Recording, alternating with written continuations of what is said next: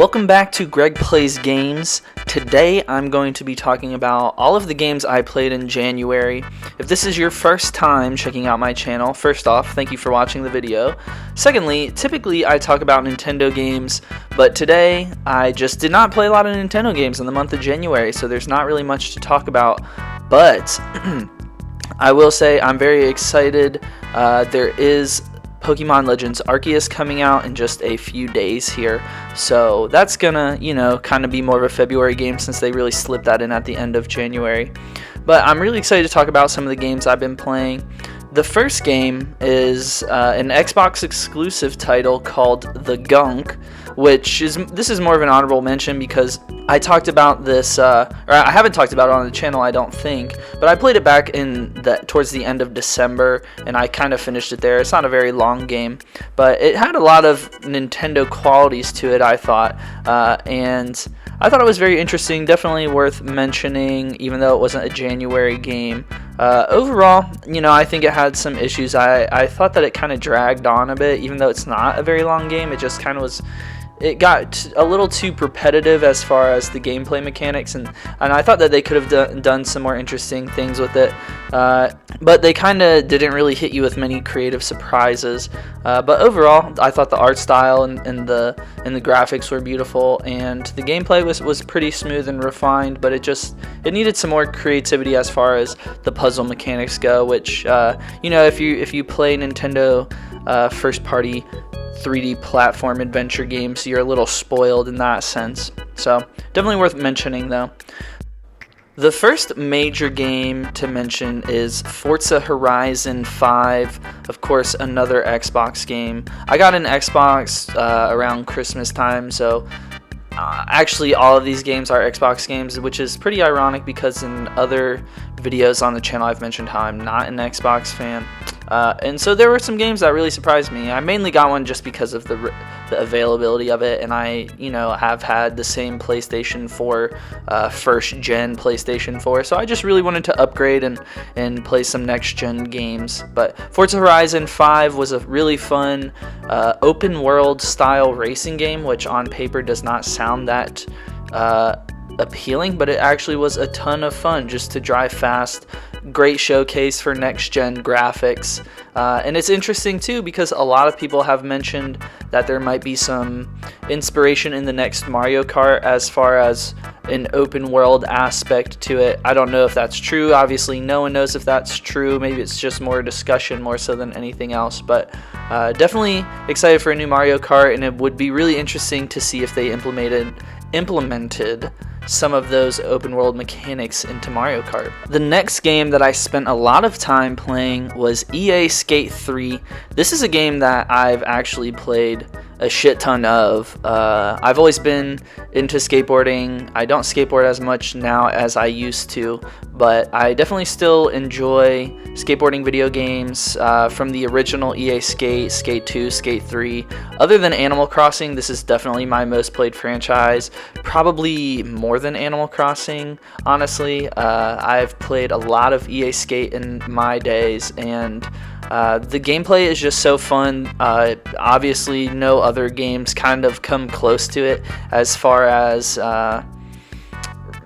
I don't want to say realism because the later two games really got away from it, but they're so much more realistic than the Tony Hawk games, and they're just so much more refined than some of the more recent skateboarding simulation games that have been released, like Skater XL and Project Session, since they were made by EA, and they just really hold up from a gameplay standpoint, and I'm really excited to see how they progress the franchise. I'm very nervous to see how they progress the franchise because just how the direction that they took it in, I hope they kind of bring it back to its roots and make it more based in realism as opposed to, the big mega ramp stuff that they added in the second and third game. But obviously, just one of those games that I've spent so much time with, and I just always kind of have it on and muscle memory play it while, I either have music on or watch like a YouTube video or some podcasts. So it's just kind of one of those nice like tune out games just to have something to do while you do other things, which sounds absurd, but I feel like there are a ton of people who also do that. So definitely drop a comment if you also like to multimedia that bitch while you play video games. Alright, my next game that I played actually a really good amount this past month was Halo Infinite. I've never been really into Halo, or more in recent times into first-person shooter games in general, just because there aren't really many that do anything interesting or creative, or it's all just about grind and, oh, I want to unlock this and unlock this. And honestly, this Halo Infinite does not do anything new. It doesn't do anything creative. It's more Halo. I just personally have not played one of these style games in a really long time, and I've just had a lot of fun playing this game and shooting people. I honestly don't really play a lot of shooter games. If you cannot tell from the channel, it's a lot of Animal Crossing and Nintendo, so there's not a lot of gun violence, but every once in a while you just gotta bust a few caps, and Halo Infinite has definitely filled that void in my heart that I have not had in quite some time. I've been playing the campaign a bit, but I've definitely mainly been playing the online multiplayer with friends here and there, and definitely some solo sessions as well. And I saved the very best game for last. This is by far the most fun game I played this month. I've actually played this game before, and it is Skyrim. There is a next-gen upgrade on Xbox Games Pass. It still looks like, I mean, I can't say the graphics are spectacular. That's not really why you're playing Bethesda games. You're playing because of the immersive world, the storytelling, the character interactions, the character customization. This game really holds up as far as those aspects, as opposed to graphics. It's not the prettiest. Some people may disagree. Don't come for me, Justin, if you're watching this video. Appreciate you, dog. Skyrim is truly one of the best games all time. If you've never played it, it's absolutely worth checking out, even if it doesn't seem like something you'd be into. That's how I started, and I ended up being very into it. I'm still playing it. I have not beat it. There's just so much content in this game. There's so much world to explore. It's very fun to just get lost in it, to slay dragons, to bully the local townsfolk, to steal things, or maybe you're more noble and you don't steal things and you want to help people. You can become a vampire, you can become a werewolf. It's just insane, the attention to detail in this game, all the shit you can do. It still blows my mind. It is still impressive to this day. So if you've never played Skyrim, I definitely recommend checking it out and just kind of getting in there and feeling what it's like to be the Dragonborn for yourself. It's truly sick. So those are all the games I played this month. Honestly, pretty low-key month for me, mainly just because I was playing so much Skyrim. I typically like to have a story-based game going and something a little more casual, like the Halo Infinite, or competitive, I should say, or casual, like EA Skate, Halo Infinite, Forza. So I feel like those are games that kind of all complement each other well, and, you know, I'm not necessarily like sitting down and playing these games for super long extended periods at a time, but Skyrim, you absolutely can just get sucked into it for like 3 hours straight and, you know, not even blink. So obviously game responsibly, keep those eyes safe, make sure you get some sunlight. It's hard these days, and I appreciate that you checked out this video.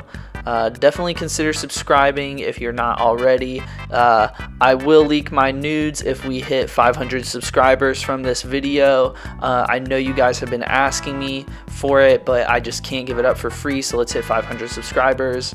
Actually, all jokes aside, the channel did hit a pretty significant milestone of 150 subscribers, which is very exciting. So slowly but surely, we're building up a community. I would love to see you guys in the comments. I try to respond to every comment. Unless you hit me with some weird shit, then I probably won't. I definitely make sure to like all of the comments, or love all the comments, I should say, because I appreciate anyone who has taken the time out of their day to leave a comment on my video. As far as what to expect from the channel. I will be sure to upload more Animal Crossing clips. It seems like people really enjoy those, and those have helped grow the channel. So even though I have not been playing Animal Crossing this month very much, I still have Happy Home Academy to finish, which I've not done. I like to pace myself with Animal Crossing. It's the whole point of the game is, you know, to come in here and there and play a little bit, and I think that kind of gets forgotten. So I will definitely continue to play Animal Crossing. It just hasn't really weaseled its way in. I definitely play here and there, so there will be more clips coming in the future. Nothing this week, just have the games I played this month. Clips will return next week, I promise you that. Thank you for checking out the video. Peace.